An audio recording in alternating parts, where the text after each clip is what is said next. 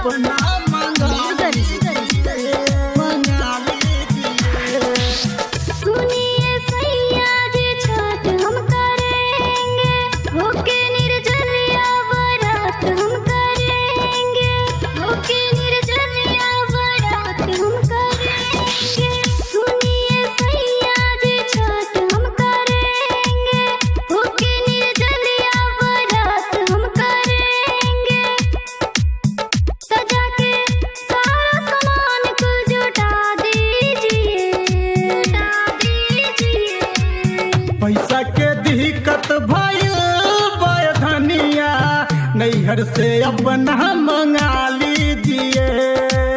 पैसा के दिक्कत भइल धनिया, नैहर से अपना मंगा लीजिए। म्यूजिक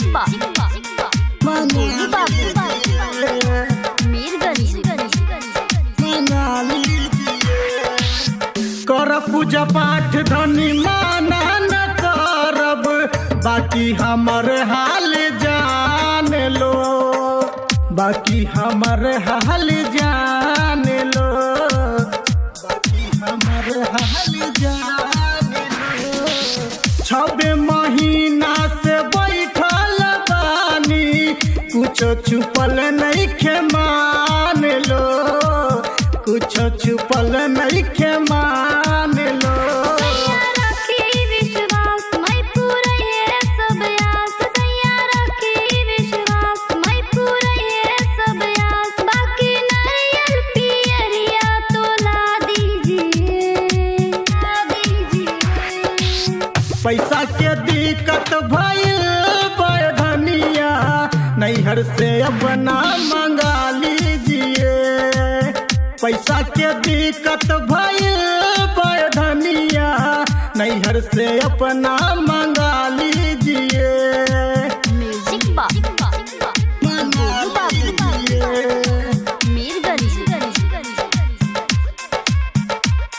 मंगा लीजिए।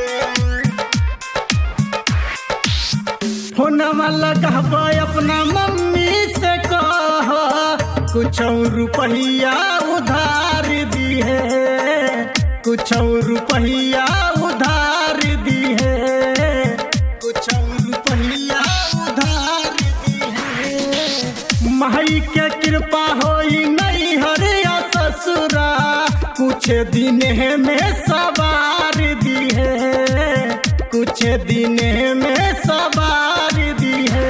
सूरज यादव पैसा नहीं है, भजन रविंदर से गवई है। सूरज यादव पैसा नहीं है, भजन रविंदर से गवई है। टेंशन छोड़िए मैया का ध्यान लगा लीजिए। पैसा के दिक्कत भइल धनिया, नैहर से अपना मंगा लीजिए। पैसा के दिक्कत भइल धनिया, नैहर से अपना मंगा लीजिए। रिकॉर्डिंग बाय शिवा स्टूडियो, बिन गामा जलालपुर, बिन गामा जलालपुर, बिन गामा जलाल।